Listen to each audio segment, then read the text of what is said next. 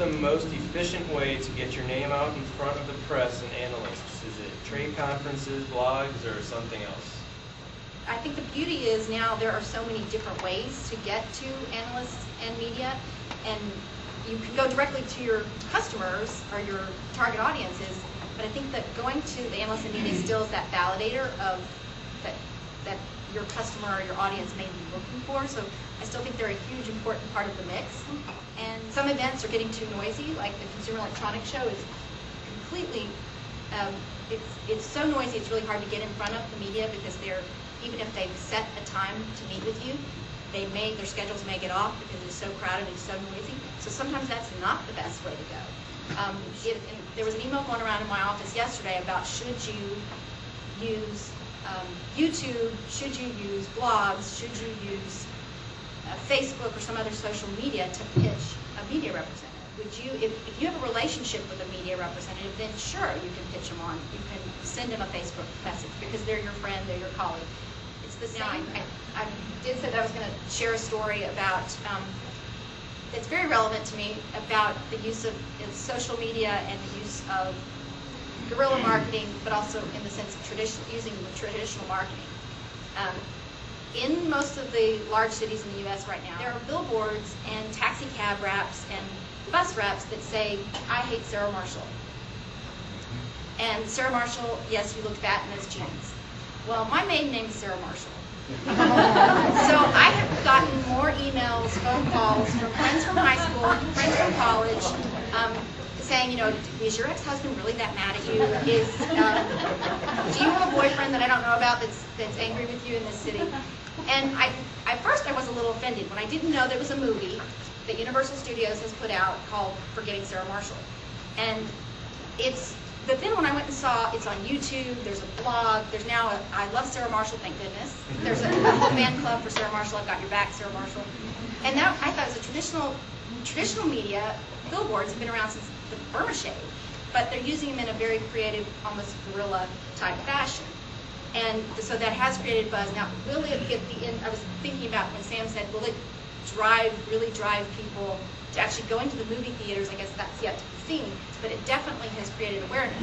And then even to the point of, I was pitched by a USA Today reporter 2 days ago that called me and said, would you mind if I interview you? Like, she found me on Facebook and said, can I interview you because your name is Sarah Marshall? So the same way, she approached me in a way that because my name was Sarah Marshall and I thought it was funny, that I did talk to her.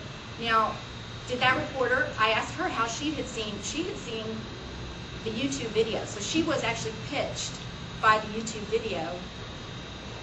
In a sense, Universal Studios didn't call, PR people didn't call her up and say, go watch the YouTube video, but she did see the YouTube video that did drive awareness for her to want to cover the story. So that was a long-winded way of saying, I think, all of those different means of getting to media analysts are still very valid, and media are definitely looking at blogs to either formulate their stories, get ideas for a story, or confirm that their story is even something they should be writing about. So all of those are still very valid, and it goes back to, is this the best way to get to the reporter or the analyst, or is the traditional means of picking up the phone and calling and talking to them the better method? Got a couple things here, and I'll draw this from my past experience, which was at Motive, and then my current experience at Spiceworks. At Motive, it got to a point where, we obviously were a big press agency, and kind of every 6 months they brought somebody by. It was like the 23-year-old who just got assigned to the account. You sat down for an hour. What do you do again? They take some notes and they say great, and then we'd issue 5 press releases and go, wow, that was a great press release, awesome. And then it just sort of kept going on and on and on. And I felt like the press releases were for our own edification, and ooh, I bet our competitors saw that and we really hurt them with that one. And so it was just so, and it had this inertia, and God knows how much we were spending on it. And so at Spiceworks, I have kind of like double the marketing problem. It's not just, what Chris Anderson, who wrote The Long Tail and now Free, calls a 3-party business model. And so, what PR firm has expertise on both sides? And so I think, a lot of times, what am I trying to accomplish? Who can help accomplish that? And so we chose virtual PR director in town, and Carl Schultz and Heidi Johnson had experience both in Tivoli and the IT side, but also with their work with companies like Pluck and Click Forensics. have a lot of experience on the business side. And so, and I don't have any PR people on staff because I think for a company our size, the co-founder, the VP of marketing has to be involved in every single piece of that. And otherwise, if I kind of farm that out to somebody on my team, there's just no way that they can, at the speed of startup moves, adapt to all the changes in the story. So I'm on the phone with Carl and Heidi probably 2-3 times a week.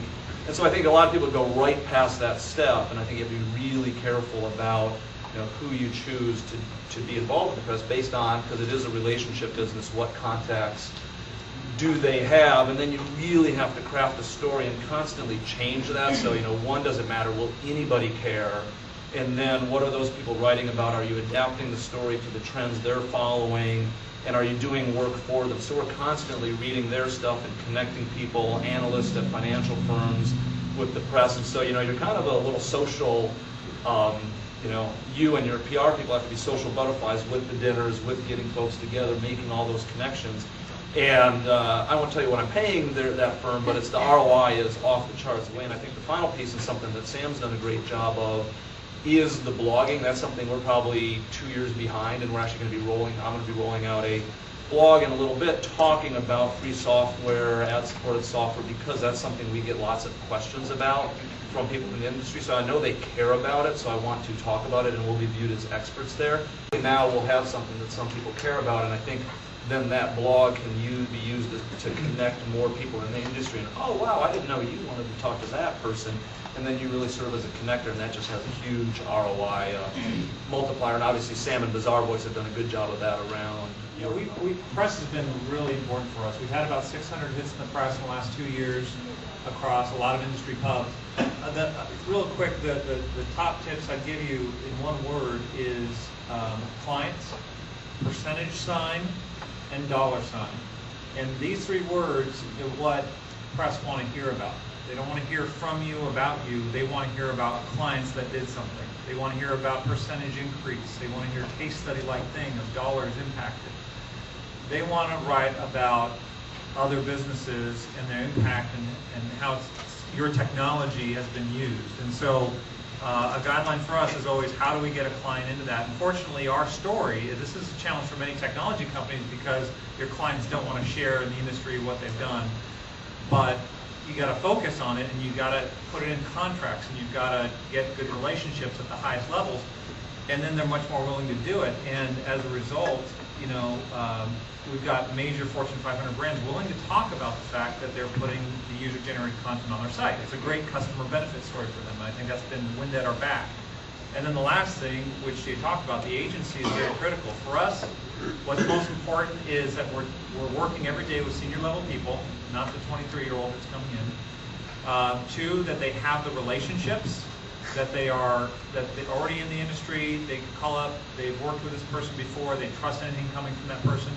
And finally, that they're proactive and aggressive.